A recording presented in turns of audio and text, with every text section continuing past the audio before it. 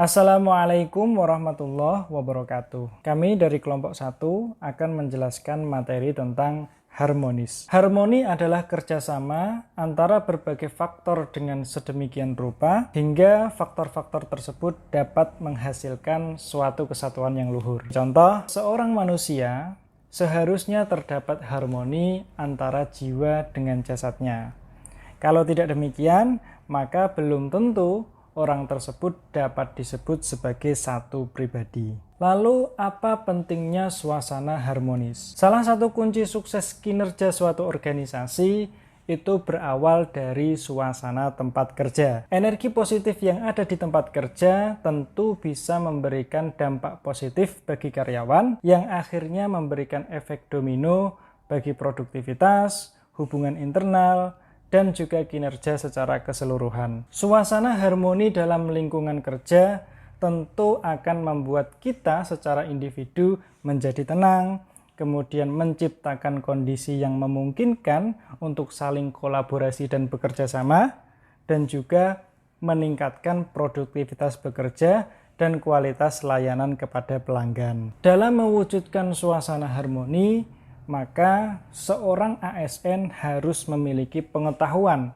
tentang historisitas keindonesiaan sejak awal Indonesia berdiri, sejarah proses perjuangan dalam mewujudkan persatuan bangsa, termasuk pula berbagai macam gerakan-gerakan separatisme dan berbagai potensi yang menimbulkan perpecahan dan menjadi ancaman bagi persatuan bangsa. Secara umum, menurut Undang-Undang Nomor 5 Tahun 2014, Pasal 11 tentang ASN dijelaskan bahwa tugas pegawai ASN adalah sebagai berikut.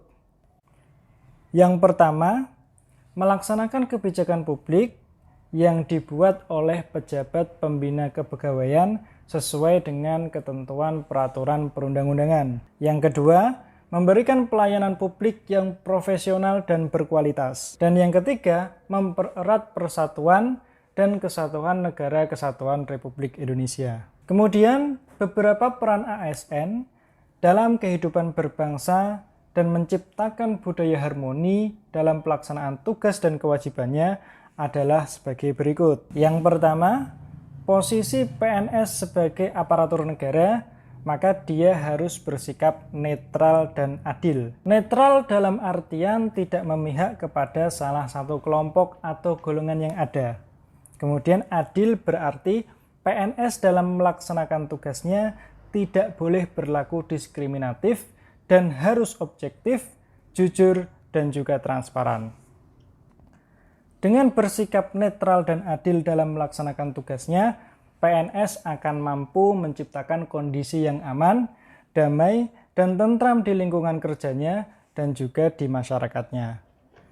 Yang kedua, PNS juga harus bisa mengayomi kepentingan kelompok-kelompok minoritas dengan tidak membuat kebijakan dan juga peraturan yang mendiskriminasi keberadaan kelompok tersebut. Yang ketiga, PNS juga harus memiliki sikap toleran atas perbedaan untuk menunjang sikap netral dan adil.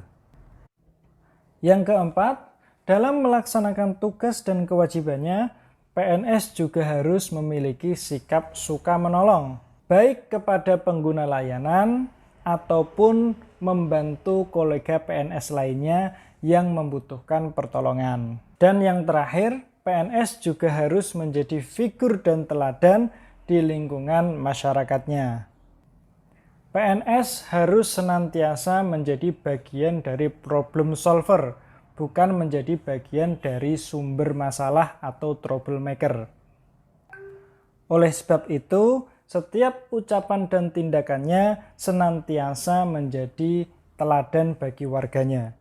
Dia tidak boleh melakukan tindakan, ucapan, perilaku yang bertentangan dengan norma-norma sosial dan susila, yang bertentangan dengan agama dan juga nilai lokal yang berkembang di masyarakat.